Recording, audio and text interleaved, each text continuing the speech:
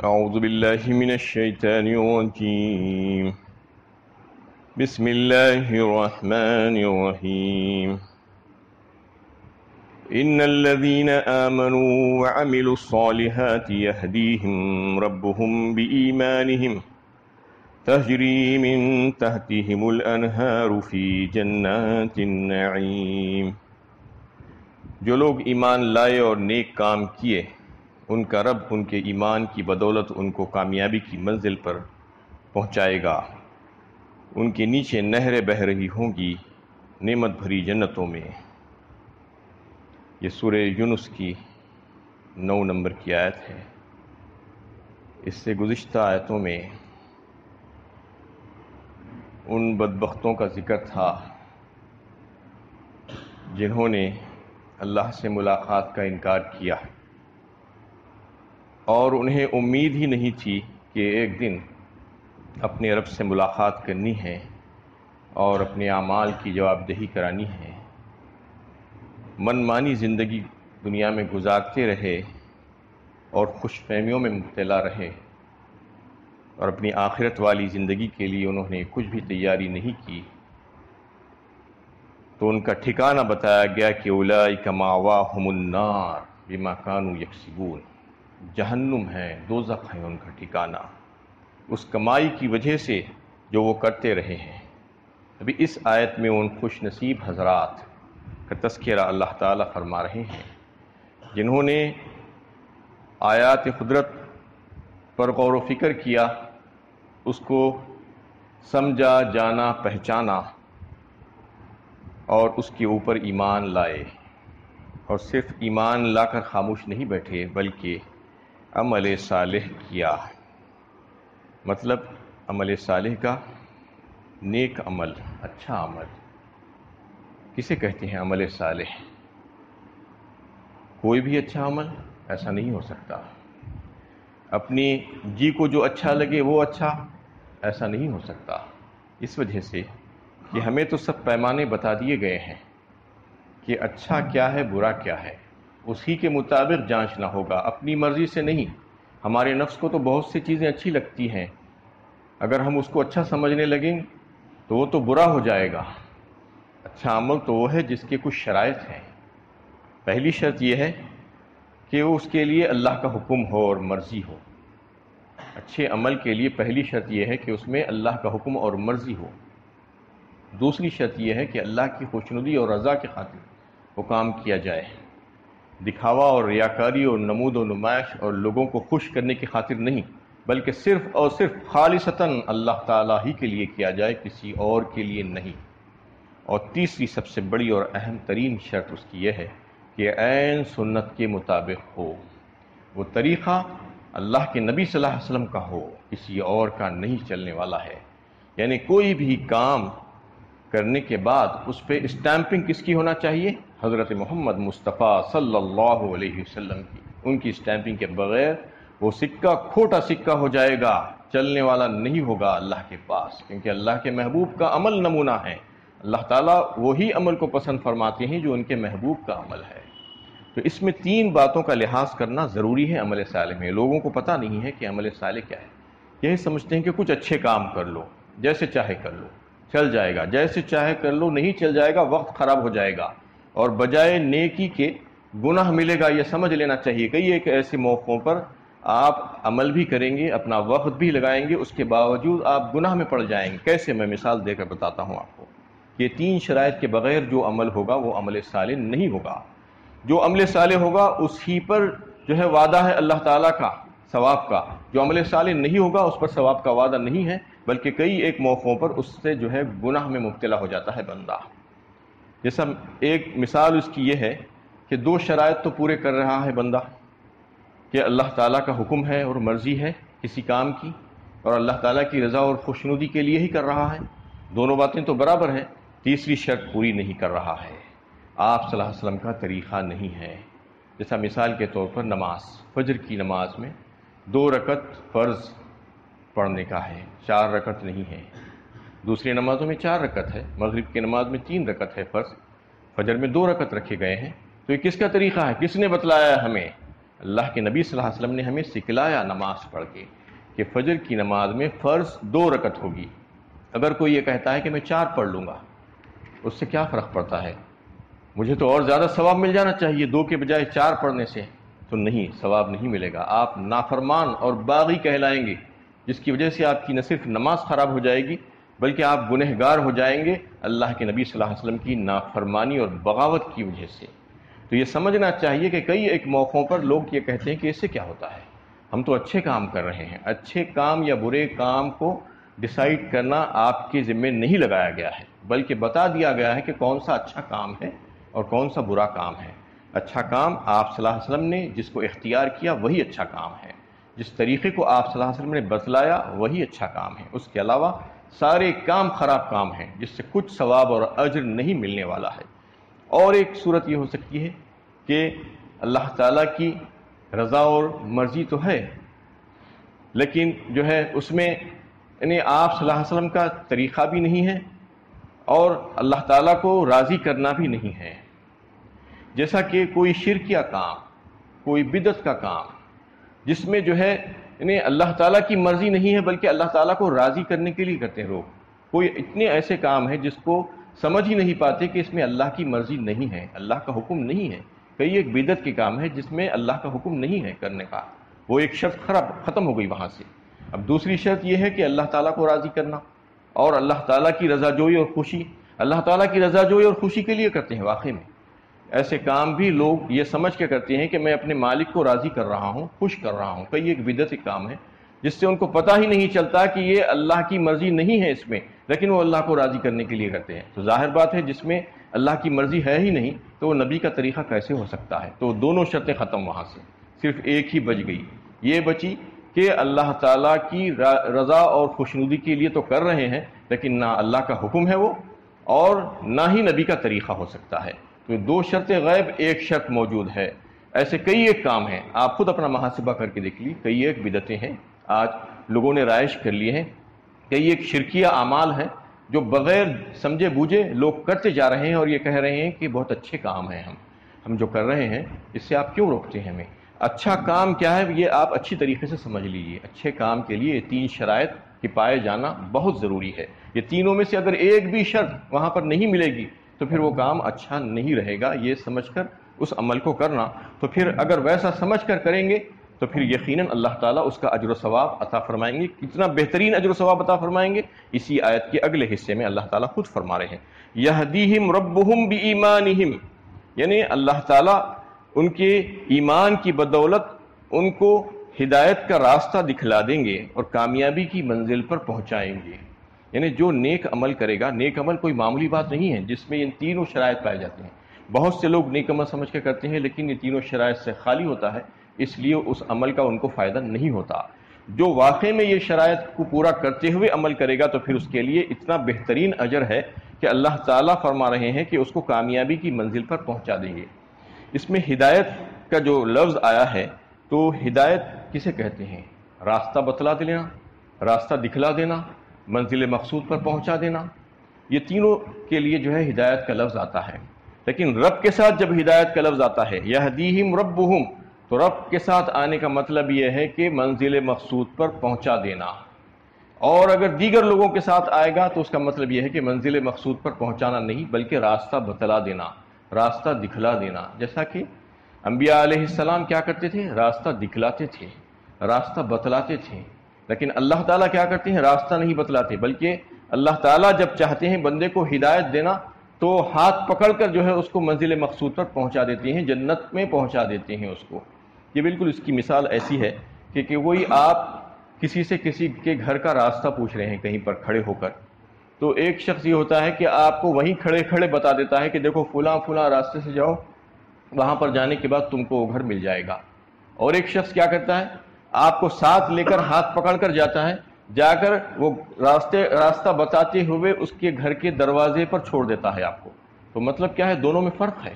ایک تو یہ ہے کہ راستہ بتلا دیا، اس کے بعد بھٹک بھی سکتا ہے انسان، دوسرا یہ ہے کہ دروازے پر لے جا کر چھوڑ دیا گیا، تو دروازے پہ چھوڑنے کا کام صرف اور صرف اللہ کا ہے۔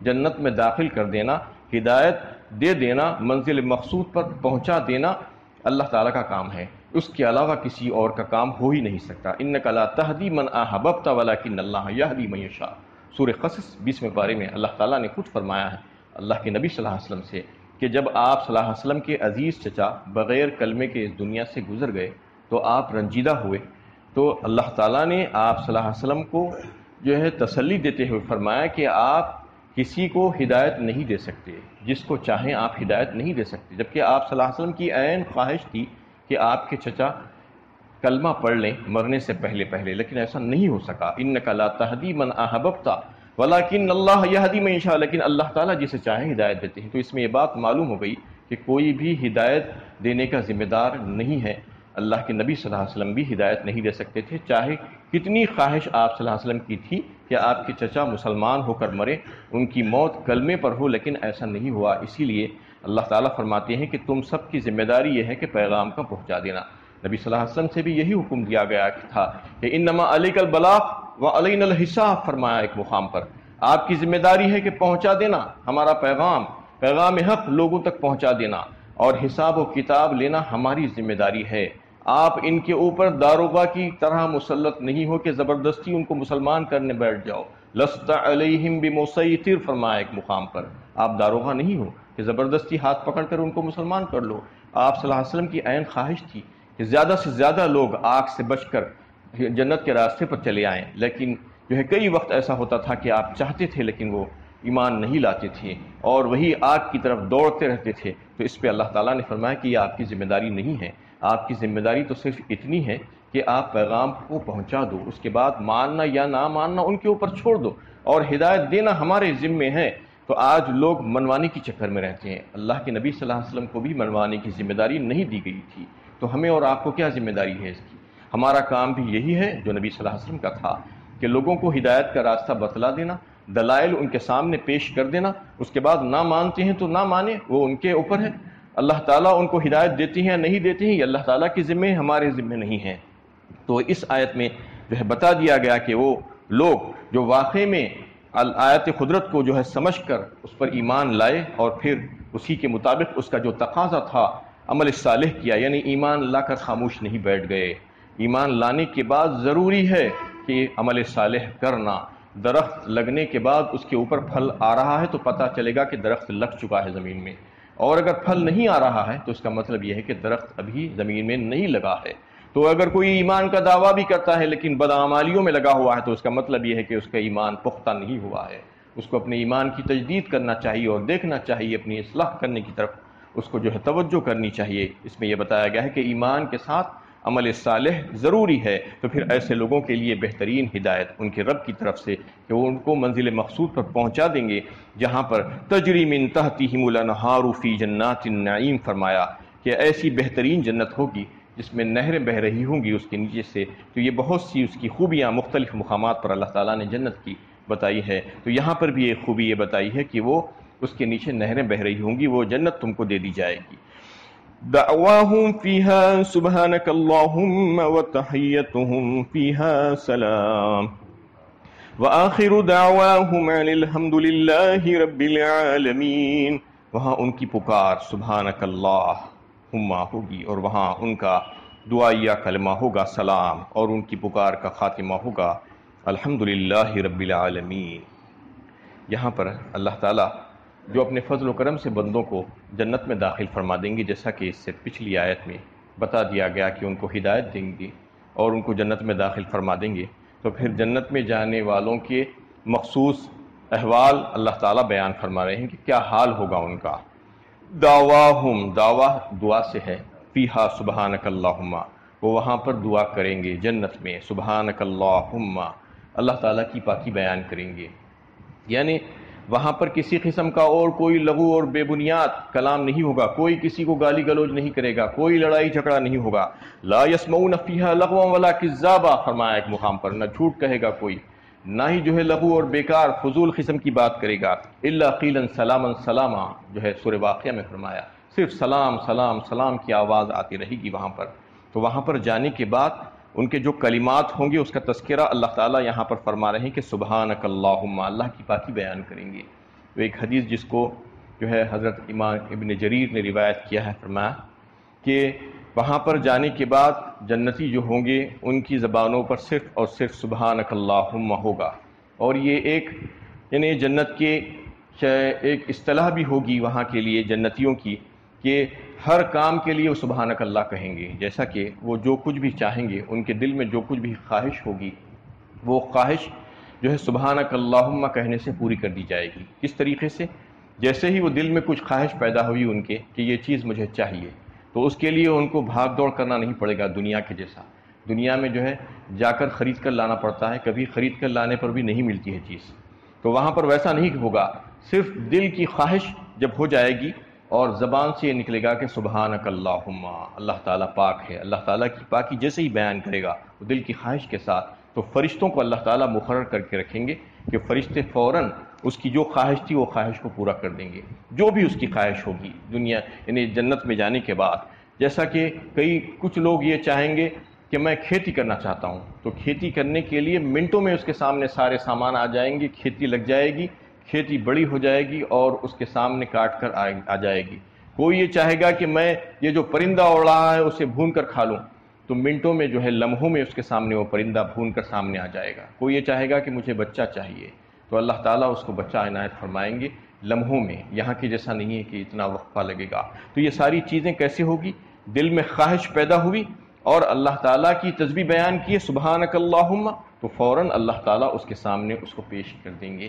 یہ معاملہ وہاں کا ہوگا، ساری جو ہے خواہشیں وہاں پر پوری ہو جائیں گی۔ فیہا ما تشتہیہ الانفس وتلذ الاعین وانتم فیہا خالدون، فرمایا سورہ زخرف 25ویں پارے میں۔ یعنی کوئی خواہش ایسی نہیں ہوگی وہاں پر، جو جی چاہے گا وہ عطا کر دیا جائے گا، کوئی چیز وہاں پر روکی نہیں جائے گی۔ دنیا میں بہت سی چیزیں روک دی جاتی ہیں، آپ کے پاس مال ہونے کے باوجود بھی کئی وقت ایسا ہوتا ہے کہ وہ چیز اویلیبل نہیں ہوتی ہے، آپ نہیں لا سکتے چاہے بھی تو، لیکن وہاں پر ایسا نہیں ہوگا۔ فیہا ما تشتہیہ الانفس وتلذ الاعین، اور جو کچھ بھی تمہاری آنکھوں کو ٹھنڈک دینے والی ہے اور لذت دینے والی جو چیزیں ہوں گی، تم جس کے لیے چاہیں گے وہ تم کو دے دیا جائے گا۔ جیسا کہ آج لوگ کچھ شک و شبہ کرتے ہیں، عورتیں خاص طور پر یہ سوال کرتی ہیں کہ جنت میں جانے کے بعد ہم کو کیا ملے گا؟ مرد کو تو حور کا وعدہ کیا گیا ہے، تو عورتوں کے لیے کیا ہے؟ تو عورت جو چاہے گی عورت کو ملے گا، مرد جو چاہے گا مرد کو ملے گا، یہ سمجھ لینا چاہیے۔ وہاں پر اپنی خواہش کے خلاف نہیں بلکہ خواہش کے مطابق دیا جائے گا، بس اتنا جو ہے سمجھ لینا چاہیے اور یہ یقین کر لینا چاہیے کہ یہ رب کریم کا وعدہ ہے۔ فیہا ما تشتہیہ الانفس، اس کے بعد پھر سوال اور شک و شبے کی گنجائش ہی کہاں باقی رہتی ہے؟ شک تو کرنے کی ضرورت ہی نہیں ہے، جو ہے اس کے دل میں آئے گا اللہ تعالیٰ اس کو اس کی ساخت ویسے ہی بنائے گا، اس کے دل میں وہی چیز آئے گی۔ عورت کے دل میں جو چیز آئے گی وہ چیز اللہ تعالیٰ اس کو عطا فرما دیں گے، مرد کے دل میں جو چیز آئے گی وہ اس کو عطا فرما دیں گے، اور ہر ایک کو راضی اور خوش کر دیں گے۔ کوئی وہاں پر ناراض نہیں ہوگا، کوئی کسی سے حسد نہیں کرے گا، کوئی کسی سے لڑے گا جھگڑے گا نہیں وہاں پر۔ تو یہ ساری چیزیں وہاں پر ہوگی۔ یہ بتایا گیا ہے کہ صرف ایک کلمے کے کہنے کے پر سبحانک اللہم کہہ دینے سے، اس کے بعد کا دوسرا کلمہ جو ہے وَتَحِيَّتُهُمْ فِيهَا السَّلَامُ فرمایا۔